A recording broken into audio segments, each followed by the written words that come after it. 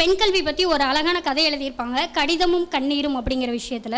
ஒரு வகுப்புல ஒரு கல்லூரியை இயக்கி கொண்டிருக்கிற தாளாளர் என்ன பண்ணுவாங்க அப்படின்னா, பிள்ளைங்க ரொம்ப கைமன் கத்திக்கிட்டு இருப்பாங்க, அமைதியா இருங்க சொல்லி பார்ப்பாங்க. நாங்க அமைதியா இருக்கோம்னா நீங்க எங்களுக்கு ஒரு கதை சொல்லுங்க அப்படி சொல்லிட்டு சொல்லுவாங்க. சரி நான் சொல்றேன் அப்படின்னு சொல்லிட்டு அந்த காலத்துல பெண்களுக்கு சீக்கிரமே திருமணம் செஞ்சு வச்சிருவாங்க. அந்த டைம்ல அந்த கதையோட கதாநாயகி 6 வயசுல கல்யாணம் ஆகி 9 வயசுல விதவை ஆயிடுவா.